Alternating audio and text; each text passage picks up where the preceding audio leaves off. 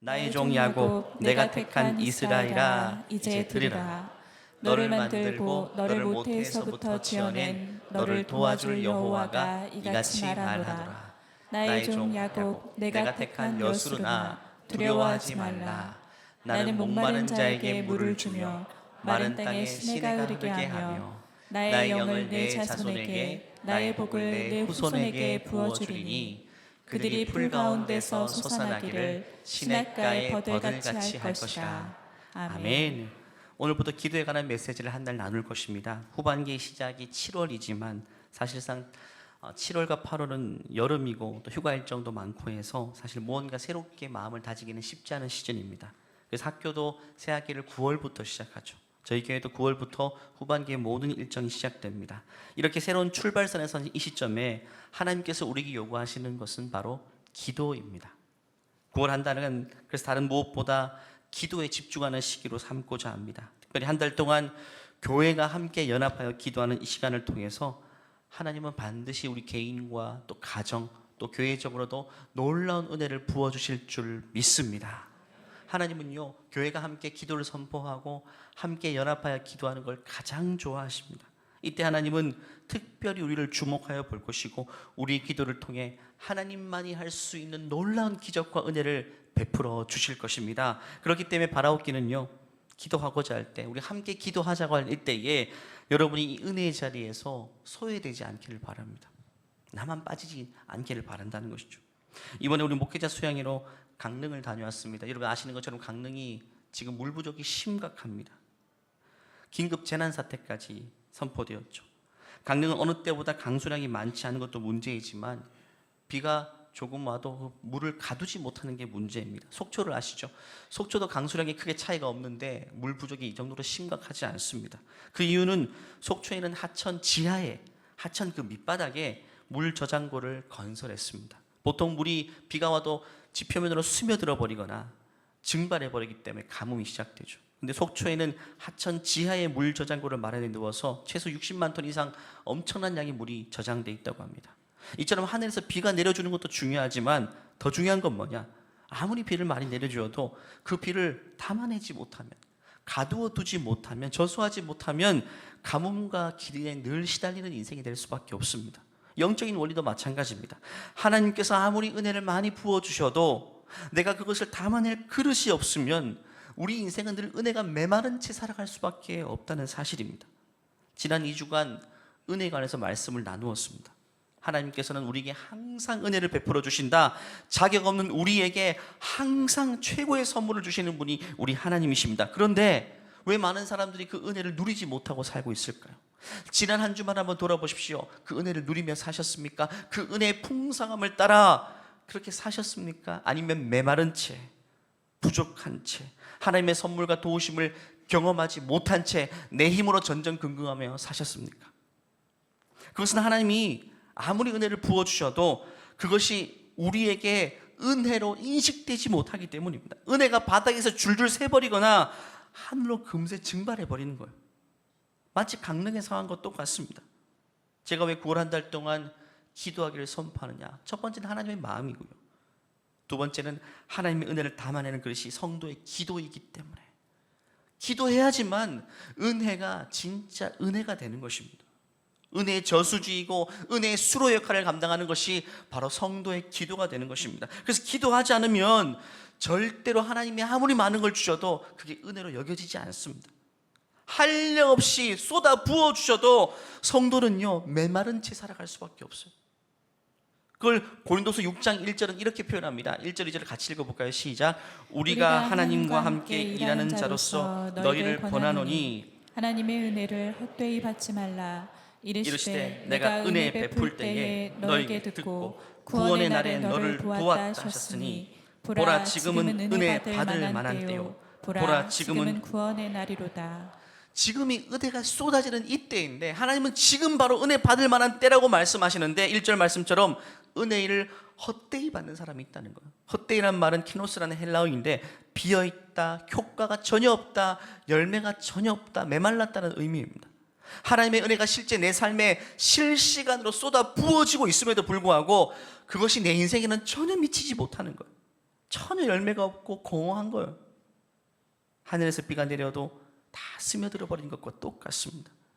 하나님 지금 이 예배 시간도 마찬가지입니다. 우리에게 은혜를 부어주고 계십니다. 하지만 어떤 영혼의 심령에는요, 은혜가 조금 더 담아내지 못하고 있는 사람이 있는 반면 어떤 사람에는요, 은혜를 한량없이 지금 경험하고 있는 사람도 있다는 거예요. 그 차이가 기도에 있다는 거예요. 기도 생활에 있다는 거예요. 은혜를 누리느냐 누리지 못하느냐는 철저하게 기도 생활에 있습니다. 지난주 본문 말씀이었습니다. 자기 아들을 아끼지 아니하시고 우리를 위해, 모든 사람을 위해 내어주시니까 어찌 그 아들과 함께, 첫 번째는 아들을 주신다. 독생자 예수 그리스도, 그분이 가장 좋은 선물인데 예수님만 주시는 게 아닙니다. 아들과 함께 모든 것을 우리에게 주시지 않겠느냐. 예수님뿐만 아니라 하나님은 지금도 우리 인생 가운데에 은혜를 많이 부어주십니다. 의식주와 관련된 문제도 마찬가지고, 건강과 자녀에 관한 문제도 마찬가지고, 인생과 진로와 꿈에 관한 문제도 마찬가지고, 하나님은 모든 걸 선물로 은혜로 주시는데 중요한 건 기도하지 않으면 그게 우리에게 은혜가 되지 못한다는 게 중요합니다. 아무리 부어주셔도 기도하지 않으면 그 하나님의 도움이 우리 인생까지 미치지 못한다는 거예요. 마치 값비싼 금은 보화가 어린 아이의, 그것의 가치를 모르는 어린 아이의 손에 들려있으면 그건 과자 한 봉지만도 못한 거 되는 겁니다. 여러분, 기도하는 사람은요, 예를 들면 식탁에 둘러앉은 자녀를 바라보면서 이런 고백이 나오겠죠. 하나님 감사합니다. 어떻게 나 같은 자에게 이렇게 아름다운 배우자를 주시고 이렇게 복스러운 자녀들을 허락하십니까? 다 하나님의 은혜입니다. 하나님의 은혜로 주신 것이 은혜로 여겨지게 되는 거예요. 기도하는 사람은 그렇습니다. 은혜를 가두어 두게 되는 겁니다. 근데 기도하지 않은 사람은요, 메마른 사람은 하나님의 은혜로 주신 것이 은혜로 보여지지 않습니다. 그래서 식탁의 자리에서 한숨을 푹푹 쉬면서, 하나님, 나는 그렇지 않았는데 왜 우리 애들은 이렇게 부모의 속을 썩입니까? 한숨이 나오는 거예요. 결국 기도하는 사람은요, 은혜가 은혜로 보이기 시작하지만 기도가 없는 인생은요, 아무리 은혜로 산처럼 쌓아주셔도 그게 은혜로 보이지 않는다는 거예요. 결국 기도하는 사람은요, 기도하지 않은 사람 그 행위밖에 보이지 않아요. 그가 어떻게 사는가, 그게 못마땅한 거죠. 다 못마땅해요. 하지만 기도하는 사람은요, 그 존재가 보입니다. 그 존재의 가치. 자녀가 비록 나에게 속을 썩이는 행동을 할지라도 그 존재의 가치, 그 자체가 은혜이고 놀라움이기 때문에 하나님께 그걸 고백할 수 있게 되는 거예요. 하지만 기도하지 않으면 그게 보이지 않는다는 거예요.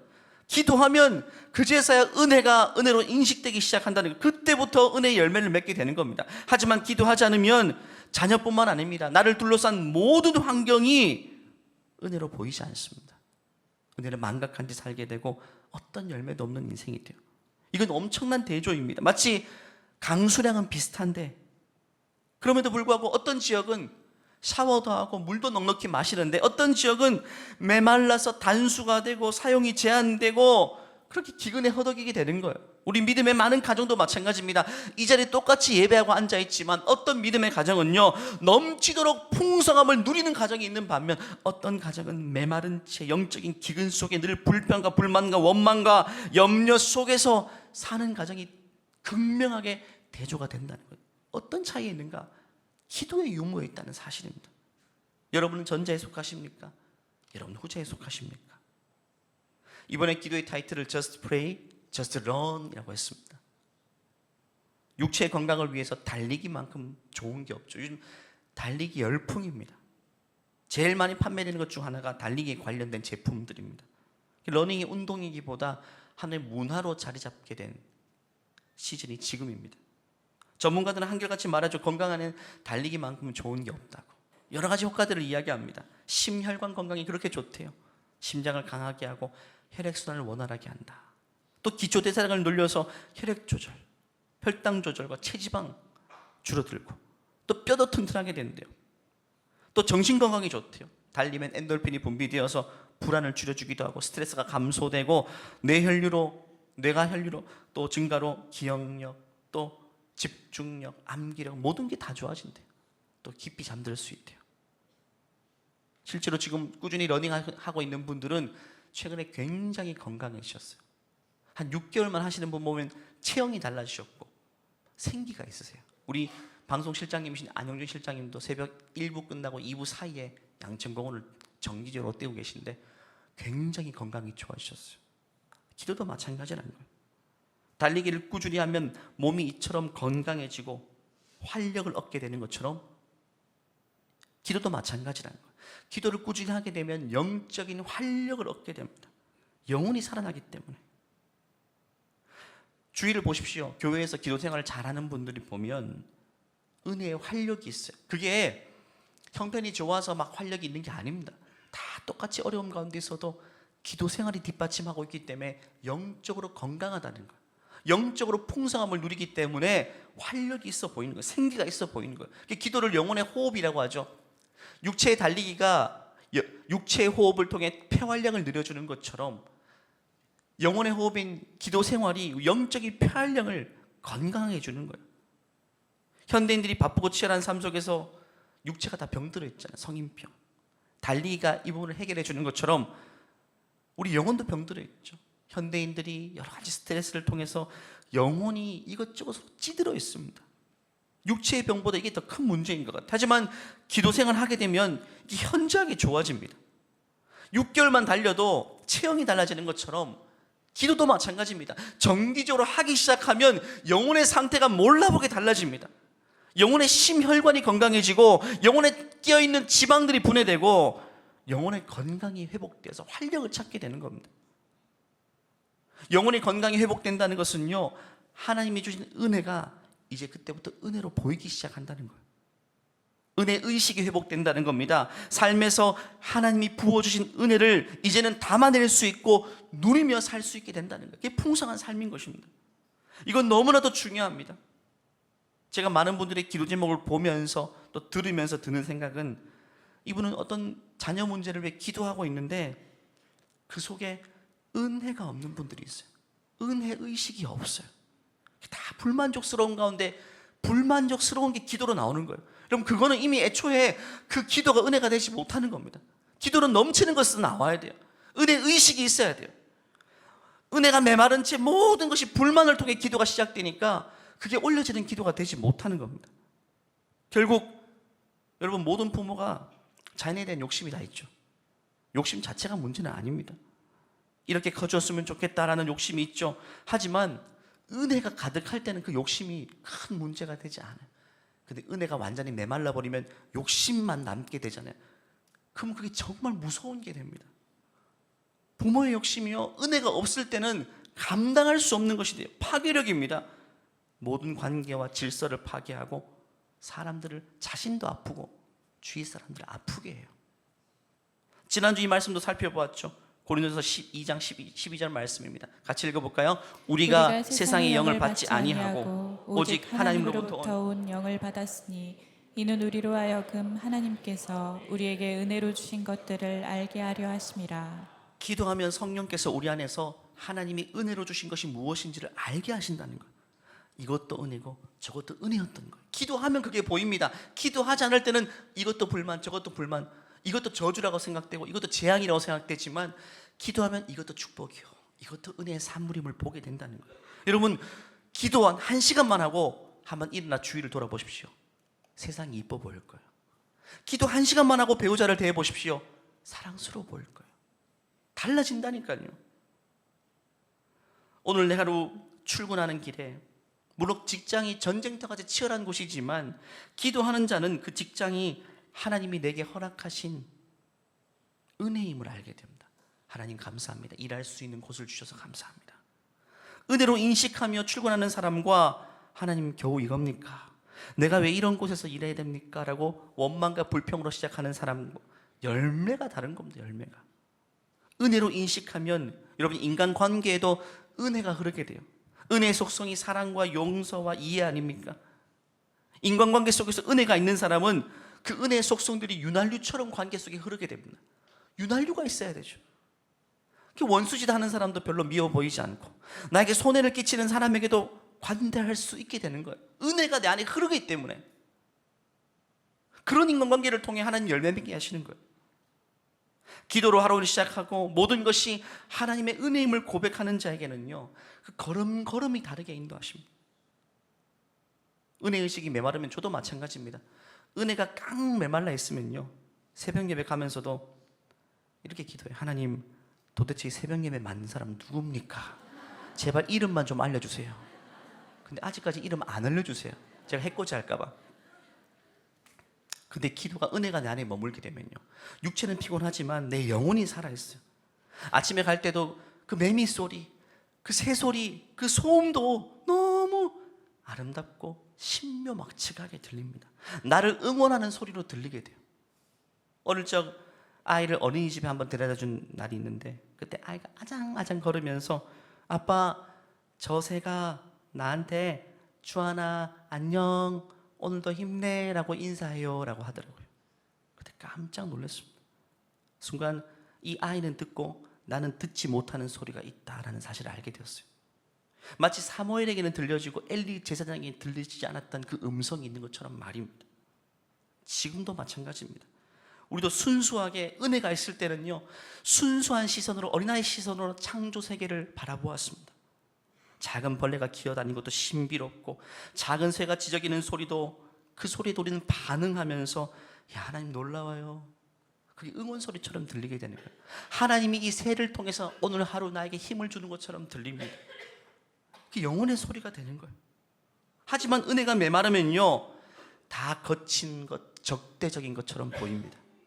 여러분, 이스라엘 백성들이 가나안 땅 앞에 섰을 때 은혜가 딱 메마른 채 보이니까 그 땅을 어떻게 표현합니까? 나를 삼키는 땅이라, 적대적인 땅이라고 보이죠. 하지만 은혜가 가득한 여호수아 갈렙은요, 그건 약속의 땅이다, 하나님이 우리에게 허락하신 은혜의 땅이라고 고백. 똑같은 땅이지만, 똑같은 현실이지만 너무나도 대조가 되게 보여지는 거예요. 은혜가 있고 없고가 중요합니다. 하나님 앞에 기도 생활이 있고 없고가 그렇게 극명하게 현실을 다하는 다른 자세를 보이기는 거예요. 이번 저스프레이 오직 기도의 기간을 통해서 여러분, 다시금 감으로 메마른 우리 인생에 하나님은 은혜의 담비를 부어주기를 원하십니다.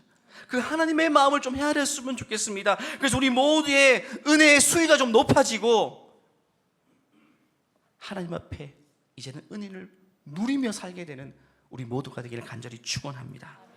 오늘 읽었던 본문 이사야 44장은요, 바벨론 포로로 사로잡혔던 하나님의 백성을 향한 회복의 말씀이요, 1절 2절은 이렇게 말합니다. 하나님이 당신의 백성을 너무 사랑스럽게 불러세요. 너무너무 사랑스럽게 우리를 향해서 주님은 동일하게 이렇게 부르고 계십니다. 같이 읽어볼까요? 다윗, 네. 나의 종 야곱, 내가 택한 이스라엘아, 이제 들으라. 너를 만들고 너를 모태에서부터 지어낸 너를 도와줄 여호와가 이같이 말하노라. 나의 종 야곱, 내가 택한 여수르나, 두려워하지 말라. 하나님 당신의 백성을 지극히 사랑하십니다. 1절 2절의 말투를 보십시오. 우리를 향해 지금도 똑같이 그렇게 말씀하세요. 사랑하는 자야, 내가 너를 지극히 사랑하고, 여수룬이라는 표현은요, 고결하고 존귀한 인생, 내가 너를 얼마나 고결하고 존귀한 인생으로 지은지 몰라. 그런데 그들은 어떻게 됩니까? 비참한 포로 생활을 하게 됩니다. 바벨론의 속국이 되어서 비참한 포로 생활, 포로 생활이라는 말은 노예로 전락합니다. 자유인에서 노예로 전락합니다. 이사야서는요, 그들이 그렇게 될 수밖에 없는 이유가 무엇인지를 소개합니다. 몇 가지만 살펴보면, 첫 번째는 불의와 우상숭배 때문이라고 말합니다. 그 땅에는 우상숭배로 가득했다. 두 번째는 그들이 하나님을 의지하지 않았대요. 사람을 의지했대요. 사실 이 하나하나가 우리 삶에도 보여지고 있는 모습이라는 것이 섬뜩하죠. 우리도 사람들을 의지할 때가 얼마나 많습니까? 하나님 찾지 않고. 세 번째는 하나님 말씀을 따르지 않고 거절했대요. 우리도 사실 그렇지 않습니까? 말씀하신 대로 삽니까? 관심이 없잖아요. 그들이 만군의 여호와 율법을 버리며 말씀을 멸시했다. 사람들의 소리에 귀를 기울인 것. 이 세 가지 특징은요, 하나로 함축됩니다. 바로 하나님의 은혜를 잊어버리고 살았던 결과입니다. 은혜가 고갈되고 메마르니까 신자는 더 이상 하나님을 의식하며 살지 못하고 세상 사람과 똑같이 사는 거예요. 가나안 백성들과 똑같이 살게 됩니다. 이스라엘 백성들이 그랬어요. 그 결과가 뭐냐? 그들이 자초한 겁니다. 바벨론의 속국이 되어서 그들은 노예 생활이 시작됩니다. 비참한 노예 생활. 성경은 이 역사를 통해 동일하게 우리에게도 똑같은 메시지를 주고 계십니다. 우리가 하나님 말씀 거역하고 은혜가 메마르게 되면, 기도 생활 없이 은혜가 메마른 채 살게 되면 세상에 노예 생활할 수밖에 없다는 거예요. 세상의 노예처럼 살 수밖에 없다. 죄와 세상의 노예가 된 채 살 수밖에 없다. 예배드리는 똑같은 그리스도인임에도 불구하고 은혜가 메마르면 노예로 살 수밖에 없다. 여러분, 무엇이 노예임을 말해줄까요? 세상이 원하는 대로 살면 노예입니다. 세상이 추구하는 대로 똑같이 살면 세상의 노예인 것입니다. 많은 걸 소유하고 안정된 걸 추구하고 사람들의 부러움을 한 몸에 사는 그런 인생을 꿈꾸고 있다면 그건 노예인 것입니다. 왜? 세상이 추구하는 것이 그것이기 때문에. 나도 똑같이 그것만 추구하고 있다면 그게 세상에 노예된 채 사는 삶이에요. 그것 외에는 다르게 보이지 않는 삶이 바로 노예로 사는 삶입니다. 세상에서 인정받지 못해도요, 얼마든지 하나님께 인정받는 삶이 있습니다. 그게 보여야 됩니다. 세상에서 부러움 사지 못해도 하나님께서 존귀하게 쓰시는 인생이 있단 말이죠. 그 길이 우리에게 보여야 되는데 그게 보이지 않으면 세상의 노예로 사는 겁니다. 노예와 자유인의 가장 큰 차이는요, 생각의 차이입니다. 의식의 차이입니다. 노예라는 신분보다 더 무서운 게 뭐냐면 노예의식이라고 하잖아요. 노예에게 가지고 있는 의식이 제일 무섭다. 자유인이 되어도 노예의식을 벗어나지 못했던 이스라엘 백성들의 모습을 보십시오. 노예에게는 선택의 여지가 없죠. 그래서 다른 길이 보이지 않습니다. 모든 걸 쉽게 결론 지어버립니다. 다른 길이 없으니까. 이거 하나 막히면 실패라고 생각합니다. 하지만 자유인에게는요, 얼마든지 길이 열려 있습니다. 이게 안 되면 절로 가면 돼요. 사고가 유연합니다. 얼마든지 다양한 길이 보이고 다양한 선택을 하며 살 수 있습니다. 엄청난 차이입니다. 예를 들어 볼까요? 자녀가 공교육에 적응하지 못합니다. 학교를 잘 적응하지 못해요. 공부도 적응하지 못하고. 그래서 학교 생활 잘 못하겠대요. 자퇴를 결정하게 됩니다. 노예의식을 가진 부모에게는 이게 실패로 보입니다. 실패라고 생각됩니다. 왜? 노예에게는 다른 길이 보이지 않거든요. 이거 하나밖에 안 보이거든요. 하지만 자유인은 다릅니다. 학교가 공교육밖에 없나요? 얼마든지 아이들의 인생을 배우고 미래를 준비하는 길은 널려 있습니다. 널려 있어요. 하나님은 당신의 백성을요, 광야에서도 배우게 하셨습니다. 광야 학교라고 하죠. 성경에서 말하는 최고의 배움의 현장이 광야 학교였습니다. 광야 학교를 졸업했던 다윗과 요셉은요, 거기서 모든 걸 다 배웠던 거예요. 그래서 우리는 입시라고 대학에 되는 통로 외에는 인생에 다른 길이 없다고 생각하는 것은 전형적인 노예의식에서, 세상에 노예된 노예의식에서 비롯된 생각입니다. 다른 게 안 보인다는 거예요. 대한민국 사회가 특별히 그렇죠. 노예공화국이라고 표현합니다. 부모로 하여금 시야를 자꾸 좁게 만듭니다. 애가 처음 태어났을 때는 다 보입니다. 우리 애기 하나님 이렇게 사용하시고 저렇게 사용하시고 어떻게 사용하시겠습니까? 그런데 점점 좁아져요. 학년기가 되면 완전히 좁아지고 중고등학교 되면 딱 한 길밖에 안 보여요. 세상이 이렇게 넓은데 하나의 길밖에 안 보입니다. 완전 노예적인 시각인 것입니다. 보지 못하는 거예요. 하나님은요, 온 세상을 창조하셨습니다. 당신의 주권으로 지금도 온 우주 만물을 주관하고 계십니다. 만유보다 크신 그 하나님이 나와 우리 자녀를 지극히 사랑하시는데 내신과 수능과 입시라는 그 길이 제한되어 있다고 하나님이 일을 못 하시겠습니까? 그 길이 막혀 있다고 우리 인생이 제한되거나 다른 어떤 꿈도 꿀 수 없게 되는 걸까요? 말도 안 되는 거죠. 말이 안 되는 거죠. 세상에 노예된 자들은요, 이해됩니다. 그것밖에 안 보이니까. 노예가 선택의 여지가 어디 있겠어요? 하지만 우리는 존귀한 하나님의 백성들입니다.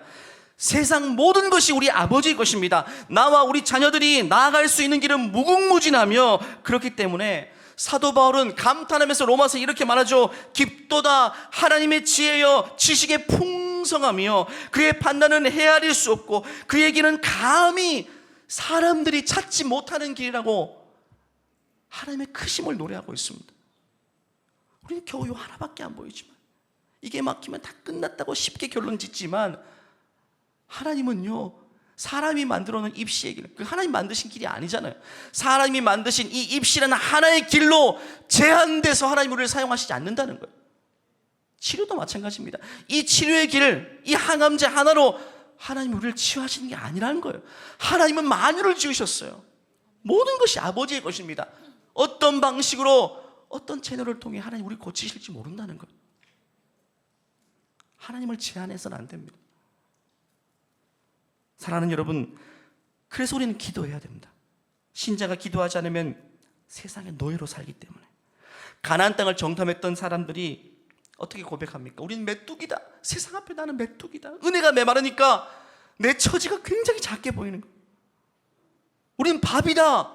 그런데 은혜가 충만했던 여호수아 갈렙은요, 뭐라고 고백합니까? 세상이 우리의 밥이라고 이야기하죠. 하나님이 그 땅을 우리에게 허락하셨다. 여러분, 노예가 제일 무서운 게 뭐냐면요, 노예가 자녀를 낳으면 그 자녀도 노예가 되거든요. 대물림입니다. 제일 무섭습니다. 우리만 비참해지는 게 아니에요. 내가 노예 의식을 가지고 살면 나만 비참해지는 게 아니에요. 우리 자녀도 선택의 여지가 없이 노예 의식을 가지고 사는 겁니다. 우리 부모가 그 의식을 가지고 살면 자녀도 선택의 여지가 없어요. 벗어나지 못해요. 그 의식 가운데 세상을 살아갑니다. 이것이 아니면 다른 길이 없다고 좌절한 채 스스로를 제한하며 한계에 부딪혀 살게 되는 거예요. 더 이상 아무것도 하지 못하고, 이게 안 되면 끝이라고 생각합니다. 고작 하나의 길만 막혔을 뿐인데 말입니다. 수백 가지, 수천 가지 만유의 길이 우리 앞에 열려있음에도 불구하고 요거 하나 막혀있다고 절망하는 부모가 되지 않기를 간절히 축원합니다. 말씀을 마무리할까요? 유다 백성들은 훗날 바벨론의 포로가 됩니다. 노예 생활이 시작됩니다. 하지만 하나님께서는요, 당신의 백성을 지극히 사랑하시기 때문에 계속해서 새로운 길을 열어주십니다. 오늘 말씀도 그 길인 겁니다. 너희들이 아무리 모든 것이 빼앗긴 채 노예 생활을 하고 있지만, 비참하게 살지만, 그 자리에서 나의 얼굴을 구하면, 은혜를 구하면, 기도가 시작되면 내가 너희들에게, 메마른 너희들에게 놀라운 일을 행하겠다고 말씀하시고, 이건 이스라엘 백성들에게만 하신 말씀이 아니라 지금 우리에게 동일하게 하시는 약속의 말씀이에요. 3절 4절을 읽어볼까요? 시작. 나는 목마른 자들에게 물을 주며 마른 땅에 시내가 흐르게 하며 나의 영을 내 자손에게, 나의 복을 내 후손에게 부어주리니 그들이 풀 가운데서 솟아나기를 시냇가에 버들같이 할 것이다. 근본적인 회복을 말합니다. 자유인으로서의 삶을 말합니다. 목마른 자에게 겨우 한 방울 주시는 것이 아니라 아예 시내를 흐르게 하고, 그 시내가 나뿐만 아니라 우리 자녀에게도 흐르게 하겠다. 노예와 노예 의식을, 이스라엘 백성들은요, 노예 자리를, 노예 의식을 물려줄 수밖에 없었는데 우리 주는 뭐라고 약속하십니까? 생수의 강을 너도 마시게 하고 너희 자녀에게도 흘러가게 할 것이다. 이 약속이 기도하는 우리 모든 자에게 아름답게 응답될 줄 믿습니다. 이것이 우리의 삶이 될 줄 믿습니다. 믿음의 부모들이요, 우린 기도하지 않으면 해답이 없습니다. 기도하지 않으면 이 세상에 살면 살수록 시야가 점점 좁아집니다. 입시가 끝나면 끝납니까? 아니죠. 직장과 결혼이라는 길이 점점 좁게만 보여서 요거 하나 아니면 다 끝난 것처럼 생각한다는 거예요. 우리가 먼저 깨어나야 됩니다. 우리가 먼저 기도하고 은혜의 강수를 맛보고, 우리가 먼저 은혜의 의식을 가지고 진짜 주님 안에서 세상의 노예가 아닌 자유인의 의식을 가지고 살아갈 때에 우리 자녀에게도 그 생수의 강이, 은혜의 강물이 흐르게 될 줄 믿습니다. 교회가 함께 기도할 때 소외되지 마십시오. 저도 이번 기회에 영적인 달리기도 그렇지만 러닝도 시작하려고 합니다. 이제 운동화도 사고 본격적으로 시작해 보려고요. 이번 기회에 영적인 건강도 챙기시겠지만 육체의 건강도 같이 한번 챙겨보세요. 달리기 하는 사람들이 그렇게 많습니다. 달리면서 귀에 찬양 꼽고 들으면서 1시간 동안, 여러분 다 울트라 코스 체크하셔가지고 1시간 동안 하나님과 깊이 대화 나눠보십시오. 세상이 달라 보이는 거예요. 하루하루가 다르게 인식될 것이고, 우리 안에 은혜 의식이 넘치게 되면 그게 어디로 흘러갈까요? 사랑하는 내 자녀에게 흘러가게 되는 것입니다. 그 은혜가 우리 모든 믿음의 가정 가운데 넘쳐 흐르기를 주님으로 간절히 축원합니다. 다 같이 한번 일어나시겠습니다. 이 시간 일어나서 기도하실 때 여러분, 기도를 위해서도 기도해야 됩니다. 기도하기 위해서 기도해야 돼요. 왜냐하면 우리의 본성은요, 기도하기를 싫어하거든요. 이 시간 기도할 때 하나님, 9월 한 달 동안 내가 작정하며 기도하기를 원합니다. 마음을 다잡고 기도하기를 원합니다. 그냥 작심삼일로 끝나는 것이 아니라 하나님, 아예 정말 매진하며 기도하기를 원합니다. 하나님, 9월 한 달 동안 나에게 은혜의 강물을 한없이 흘려보내주시고, 내가 먼저 변화받게 하시고, 내가 먼저 믿음의 부부로서 은혜 의식이 충만케 하셔서 자녀에게까지 그걸 흘려보낼 수 있는 믿음의 부모가 될 수 있도록 내 영혼을 깨워 주시옵소서. 주여 한번 외치고 기도하겠습니다. 주여. 하나님 아버지, 기도할 때 놀라운 일이 있겠다고 약속하신 하나님 아버지, 우리가 기도할 때 하나님의 능력을 나타내겠다고 말씀하신 하나님 아버지, 주의 약속을 붙잡고 기도합니다. 하나님, 치열하게 기도하는 현장을 통해서 우리 인생이 다른 모습이 있다는 걸 알고 있습니다. 하나님, 치열하게 살아가는 삶의 현장뿐만 아니라 하나님과 치열하게 기도하는 기도의 현장이 우리 있게 도와주시고, 하나님 아버지, 주님과 깊이 상임이 교제할 때에 오지 못했던 걸 포기하시고 깨닫지 못했던 걸 깨닫게 하셔서 이제는 하나님 아버지 세상의 종로로 삶을 사는 것이 아니라 진짜 자유인처럼 살아가게 도와주시고, 만유보다 크신 하나님의 존귀한 자녀로서 하나님 세상에 갇혀있지 않게 세상을 초월하게 될 수 있도록 우리 모두 축복해 주시옵소서. 하나님의 머리를 주고 가해주시고 기름 부어주시고 역사해 주시옵소서. 하나님 아버지, 기도하라는 메시지를 주셔서 감사합니다. 기도가 메말라버려서 은혜가 메마른 채 기근에 허덕이고 참 불행하게 살아가는 우리의 모습을 하나님 불쌍히 여겨주셔서 다시 한번 기도를 작정하며 영혼의 호흡을 통해 주님과 교제할 때에 은혜의 생수가 다시금 우리에게 부어지고 목마름에 세갈되고 풍성함을 누리는 우리의 삶이 될 수 있도록 은혜 베풀어 주시옵소서. 세상에서 종노릇하는 것처럼 노예처럼 살지 않게 도와주시고, 만유보다 크신 하나님의 존귀한 자녀로서 세상 속에 갇혀있는 것이 아니라 세상을 위에서부터 바라보며 살아갈 수 있도록 우리에게 은혜의 의식을 회복시켜 주시옵소서. 감사드리오며 예수님의 이름으로 기도하옵나이다. 아멘. 우리의 기도를 흠양하시고 우리의 기도를 통해 놀라운 일을 행하신 하나님께 감사와 영광의 박수 올려드리겠습니다. 하나님, 우리 기도를 통해 놀라운 일을 행하실 것입니다. 이 시간 찬양으로 고백하겠습니다. 눈앞의 상황이 마음을 눌러도 원망치 마라.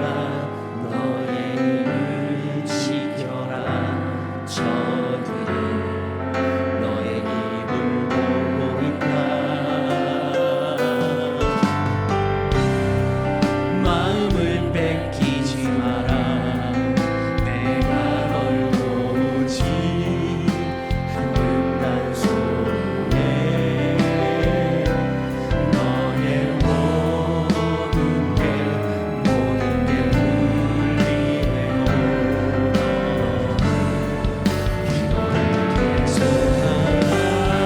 말씀하십니다. 기도를 멈추지 마라. 내가 너의 그 모든 상황을 바로 역전. 주님 우리에게 약속하십니다. 너 기도를 멈추지 말라. 기도를 멈추지 마라.